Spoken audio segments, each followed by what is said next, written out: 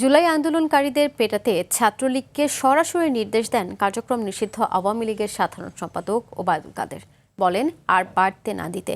ছাত্রলীগ নেতা সাদ্দামকে ফোনে নির্দেশনা দেওয়ার এমন একটি কল রেকর্ড হাতে পেয়েছে তদন্ত সংস্থা, যে অডিও ট্রাইব্যুনালে উপস্থাপন করেছে প্রসিকিউশন।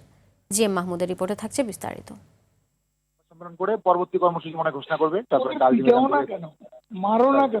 24-এর 11 জুলাই আন্দোলনকারী শিক্ষার্থীদের উপর হামলা করতে এভাবেই ছাত্রলীগ সভাপতি সাদ্দাম হোসেনকে নির্দেশ দেন কার্যক্রম নিষিদ্ধ আওয়ামী লীগ সাধারণ সম্পাদক ওবায়দুল কাদের। বলেন, পিটিয়ে আন্দোলন দমন করতে।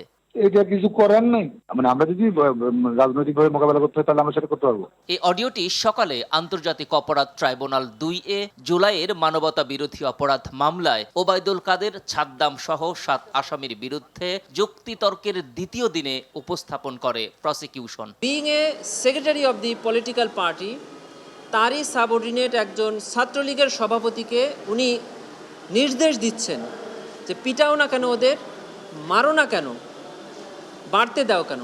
এই 3টি শব্দের মাধ্যমে এইটি আন্তর্জাতিক অপরাধ ট্রাইব্যুনাল আইনের সেকশন 3 সাবসেকশন 2 এর অধীনের একটি অপরাধ, যেটাকে আমরা বলি ইনসাইটমেন্ট।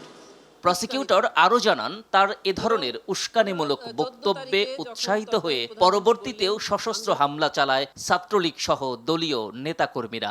ওয়ার্ল্ডে এই আন্দোলনকারীদের বিরুদ্ধে প্রতিরোধ গড়ে তুলতে হবে, এটি উনি ওনার নেতাকর্মীদেরকে নির্দেশ দিচ্ছেন। এতে করে প্রমাণিত হয় যে জুলাই গণঅভ্যুত্থানে Awami League as political organisation সাংগঠনিক সিদ্ধান্ত নিয়ে ছাত্র জনতার উপরে হামলা করেছিল, তাদেরকে আহত করেছে এবং হত্যা করেছে। এছাড়াও এদিন ট্রাইব্যুনাল 1-এ মোহাম্মদপুরের 9 জনকে হত্যা মামলায় আওয়ামী লীগ নেতা জাহাঙ্গীর কবির নানক, শেখ ফজলে নূর তাপস সহ 28 আসামির বিরুদ্ধে সাক্ষ্য গ্রহণ হয়। GM Mahmud, RTV, Dhaka.